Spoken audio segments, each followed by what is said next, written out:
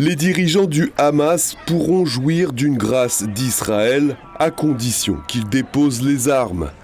Benyamin Netanyahou s'est adressé d'un ton ferme et assumé au Hamas. Alors que les négociations avec le mouvement palestinien sont au point mort, le Premier ministre opte pour une politique privilégiant avant tout la pression militaire. En ce qui concerne le Hamas à Gaza, la pression militaire est efficace. Elle est efficace parce qu'elle est simultanée. D'une part, elle écrase les capacités militaires et administratives du Hamas et, d'autre part, elle crée les conditions propices à la libération de nos otages. C'est exactement ce que nous faisons. Hier soir, le gouvernement s'est réuni et a décidé de renforcer la pression, déjà considérable, afin d'accélérer l'écrasement du Hamas et de faciliter au maximum la libération de nos otages. La deuxième affirmation est que nous ne sommes pas prêts pour la dernière étape. Ce n'est pas vrai non plus, nous y sommes prêts. Le Hamas rendra les armes, ses dirigeants seront libres de partir. Nous assurerons la sécurité générale dans la bande de Gaza et la mise en œuvre du plan de migration volontaire du président Trump. Tel est notre plan. Nous ne le cachons pas et nous sommes prêts à en discuter à tout moment. Une prise de parole du Premier ministre israélien qui vient en réponse à l'annonce du Hamas faite ce samedi, dans laquelle le groupe se dit favorable à une proposition de cessez-le-feu formulée par Doha et Le Caire, principaux médiateurs dans le conflit. Nous avons abordé toutes les propositions de manière responsable et positive, afin d'atteindre notre objectif de mettre fin à la guerre. Il y a 2 jours, nous avons reçu une proposition de nos frères, les médiateurs égyptiens et qataris. Nous l'avons considérée comme positive et l'avons acceptée. Nous espérons que l'occupation, Israël, n'entravera pas cette proposition, ni les efforts des médiateurs.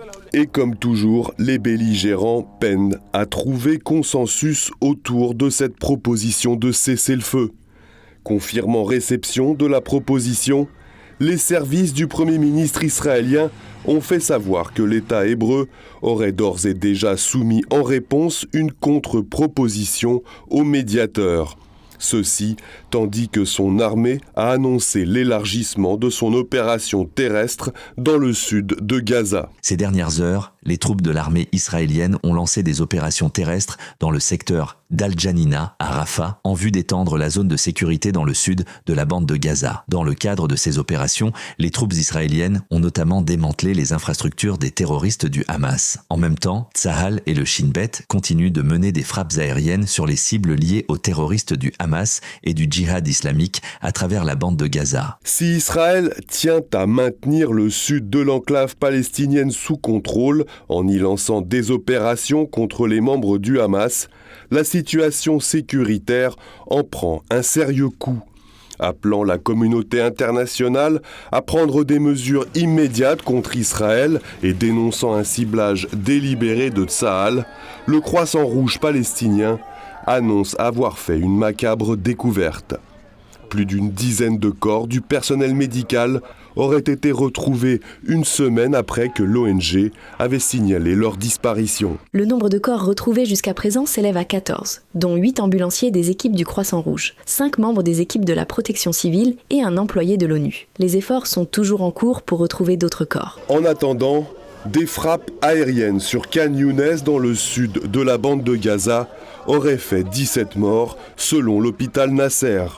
Il est à présent clair que la trêve fragile, qui a apporté quelques semaines de calme relatif dans la bande de Gaza, est à présent du passé, depuis qu'Israël a repris ses bombardements le 18 mars dernier. Pour rappel, les récentes négociations ont permis le retour en Israël de 33 otages israéliens, dont 8 morts.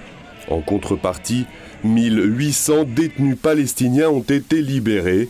Pendant ce temps, 58 des 251 otages enlevés par le Hamas le 7 octobre 2023 sont toujours retenus à Gaza.